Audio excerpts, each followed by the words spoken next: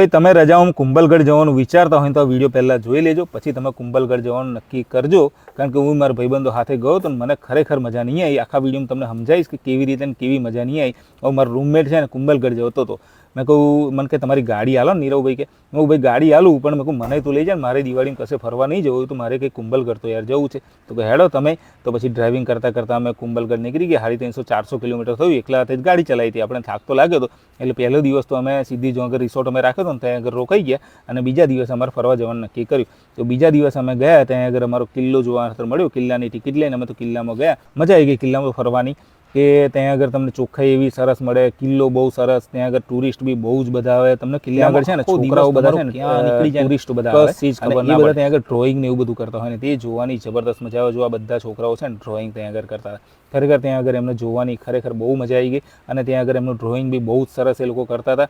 અને પછી અમે તો ત્યાં આગળથી બહાર ઉપર ગયા ને ઉપર એ જબરદસ્ત જન્નત જેવો નજારો ત્યાં આગળ હતો. ઘણા બધા ફોટા અમે ત્યાં આગળ પાડ્યા. કિલ્લામાં તો અમારો આખો દિવસ મસ્ત નીકળી ગયો. તમે જે સામે પેલી દિવાલ જોવો છો ને એ આપણા દુનિયાની બીજા નંબરની સૌથી મોટી દિવાલ છે. ચીનની દિવાલ પછી આ દિવાલનો નંબર આવે એટલે આ દુનિયાની મસ્ત દિવાલ છે. એ તમને અહીં આગળથી નજારો જોવાનો મળે અને ખરેખર ત્યાં આગળ મજા આવી જાય એવો છે કુંભલગઢનો કિલ્લો જોવાની.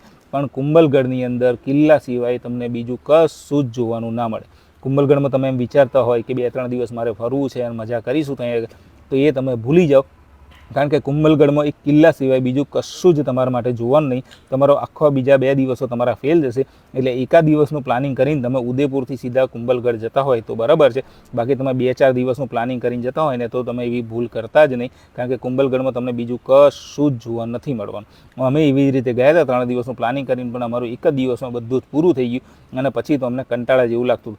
અને બીજું કે ત્યાં આગળ ટુરિસ્ટોને છે ને છેતરવાના ધંધા બહુ ચાલતા હોય. એટલે તમે ધ્યાન રાખજો. કારણ કે ટુરિસ્ટો બધા તમને છેતરતા હોય. હજુ બીજો વિડીયો હું જ્યારે બનાવવાનો છું ત્યારે હું તમને બતાવીશ કે ત્યાં આગળ ટુરિસ્ટોને કેવી રીતે છેતરે છે, સફારીના નામ પર કેવી રીતે છેતરે છે, હું તમને બીજું બતાવીશ.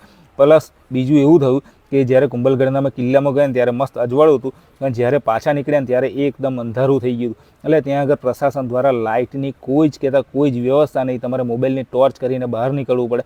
તમે ટિકિટના આટલા પૈસા લો છો, તમે આટલું બધું એ કરો છો, છતાં તમે સારી વ્યવસ્થા નહીં કરતા. આમ ખરેખર દુઃખ થાય કે યાર કિલ્લાની અંદર તમે આટલું ઝગમગ રાખ્યું છે અને કિલ્લાની બહાર તમે આવો તો તમને સાવ અંધારું મળે.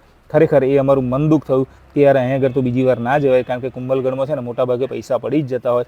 તમે કદાચ કુંભલગઢ ગયા હશો, તમારો અનુભવ કેવો રહ્યો અને કોમેન્ટની અંદર કહેજો.